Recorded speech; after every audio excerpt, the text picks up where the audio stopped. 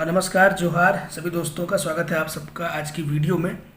एक paper cutting बहुत ज़्यादा वायरल हो रहा है और इस पेपर कटिंग से रिगार्डिंग बहुत सारे क्वेरीज मेरे पास भी आए हैं। ठीक है, आगे हम लोग इस पे बात करेंगे, लेकिन उससे पहले जितने भी नागपुरी वाले फ्रेंड्स हैं उनके लिए मैं बता दूं कि स्पर्धा पब्लिकेशन की शायद किताब मार्केट में है और एक मेरे व्यूअर हैं, उन्होंने मैसेज किया था, जेपीएससी वगैरह उन्होंने पास किया था, इंटरव्यू तक भी गए थे। वो बता रहे थे कि स्पर्धा पब्लिकेशन की किताब काफ़ी अच्छी है, आप चाहे तो इसको स्टूडेंट्स को रिकमेंड कर सकते हैं। तो आप लोग देखिएगा, अगर आपको ठीक लगे तो आप लोग परचेस कर सकते हैं। वैसे भी नागपुरी में शायद मटेरियल खोटा की तरह बहुत ज़्यादा नहीं है, तो जो भी एक दो आपको कंटेंट मिल रहा है एक दो पब्लिकेशन का, उसको आप लोग परचेस करिए और सब मिला जुला करके पढ़िए। ठीक है, बाकी आपके ऊपर है, आप लोग मार्केट जा करके चेक कर सकते हैं। अब बात करते हैं इस न्यूज़पेपर कटिंग की। सबसे पहली बात तो हाई कोर्ट ने इसमें जो भी सवाल सरकार से पूछा वो तो जायज़ है, उसमें आप सब भी सहमत होंगे। सरकारें ऐसे नहीं चलती है। जिस प्रकार से ये हेमंत सोरेन की सरकार आई थी और एक क्या बोला जाए कि विद्वेषपूर्ण भाव लेकर के जितनी पहले की नियुक्ति थी, बिना किसी कारणवश बिना कुछ सोचे समझे उन्होंने सारी नियुक्तियों को रद्द कर दिया था। और जब उनसे पूछा जाता था तो वो लोग क्या बोलते थे कि हम बीजेपी का पाप नहीं ढोएंगे, मतलब कुतर्क। ठीक है, कोई इसका तर्क नहीं है, कोई सेंस नहीं है, ऐसी ऐसी बातें ये लोग बोलते थे। तो हाई कोर्ट ने आज जवाब मांग लिया है, तो मुझे लगता है कि जो भी इनके वकील होंगे सरकार की तरफ से जो फाइट करेंगे, शायद कोर्ट में भी यही बात बोलेंगे कि हम बीजेपी का पाप नहीं ढो सकेंगे। ठीक है, शायद यही तर्क ये लोग कोर्ट में भी देंगे। मामला इतना साधारण नहीं है, क्योंकि इसमें सरकार को जवाब देना मुश्किल होगा और मुझे नहीं लगता है कि इनके पास कोई तर्क होगा। अगर ये कुछ विसंगति बताते हैं कि इसमें विसंगति थी, तो फिर कोर्ट का जवाब आएगा कि जो विसंगति जिसने की है आप उस पर कार्रवाई करिए, उनको चिन्हित करिए कौन लोग थे जिन्होंने विसंगति की थी।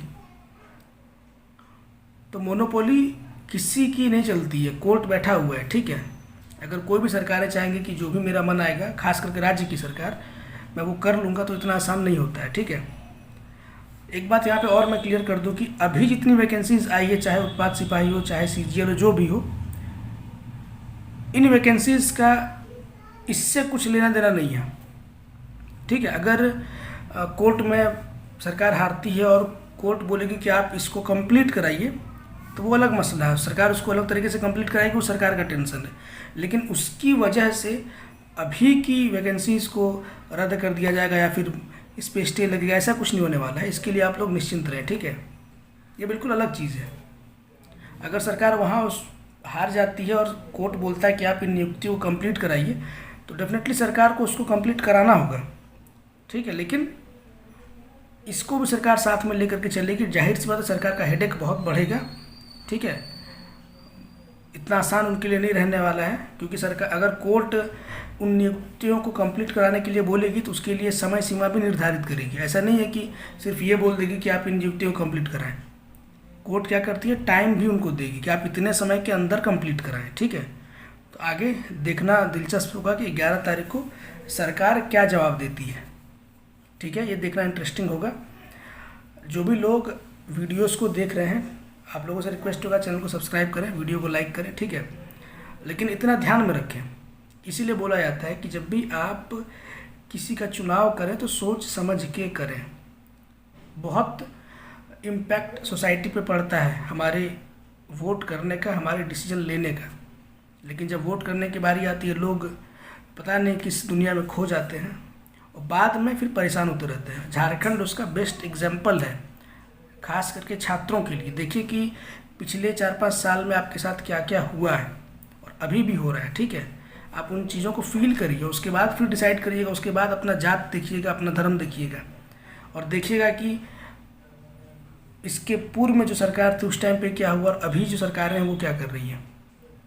कंपेयर करिए चीज़ों को, उसके बाद डिसीजन लीजिए।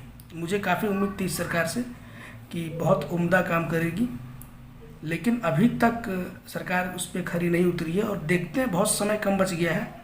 अब इस कम समय में ये सरकार क्या क्या करेगी, ये तो अब देखने वाली बात होगी। ठीक है, लेकिन एक बार फिर से मैं आपको आश्वस्त कर दूं कि वर्तमान में जो भी एग्जामिनेशंस है, इस पर इसका कोई लेना देना, कोई इम्पैक्ट नहीं पड़ने वाला है। ठीक है, कोई असर उसका नहीं पड़ने वाला है। तो इसकी तैयारी आपको कंटिन्यू करनी है, लगातार लगे रहिए। और सरकार का पहला एम ही यही है कि किसी तरीके से अभी जितनी वैकेंसीज इस सरकार ने निकाली है, जिसमें बीजेपी का पाप शामिल नहीं है, ये चाहेगी कि इसको हम लोग कंप्लीट करा दें। और आप देखिएगा जो भी वैकेंसीज इनकम्प्लीट रह जाती है, ठीक है, क्योंकि बहुत सारी वैकेंसीज इनको देनी है, दरोगा की, सिपाही की, जो भी है, हो सकता है कुछ वैकेंसीज ये भी कंप्लीट ना करा पाए और अगली बार इनकी सरकार भी ना आए, ये हो सकता है। ऐसे केस में अगर बीजेपी की सरकार आएगी तो मैं आपको गारंटी के साथ बता रहा हूँ, बीजेपी उन वैकेंसीज को कंप्लीट कराएगी, उसको रद्द नहीं करेगी। उसके बाद उनको नियमावली चेंज करना है, कुछ करना है, वो बाद में करेंगे, लेकिन जो वैकेंसीज जिस पे एग्जामिनेशन वगैरह हो गया होगा, बीजेपी उसको कभी भी रद्द नहीं कराएगी। इस तरीके का नेचर भाजपा का नहीं है, ठीक है। कुछ लोगों को बुरा लग जाएगा तो लगे बुरा, कार्यकर्ता लोग होंगे, छात्र के वेश में बहुत सारे कार्यकर्ता भी घूमते हैं जो ज़िंदगी भर झंडा ही ढोते रह जाएंगे, ठीक है, नेता कभी नहीं बन पाएंगे। लेकिन जुनून इस टाइप का है कि क्या बोला जाए। आप एक चीज़ नोटिस करिएगा कि नेता लोग कुछ भी बोलते हैं, चाहे धर्म को लेकर के बोले, जाति को लेकर के बोले, बहुत तीखा हमला होता है, लेकिन वो लोग फिर आपस में मिलते भी हैं, खाते पीते भी हैं, पार्टी वगैरह भी करते हैं, सब होता है नेताओं के बीच में। अभी G20 की मीटिंग में आपने देखा होगा, हेमंत सोरेन जी भी वहाँ गए थे, अच्छी बात है, गए थे, बहुत अच्छी बात है, बहुत अच्छा जेस्चर था, उनको जाना भी चाहिए था।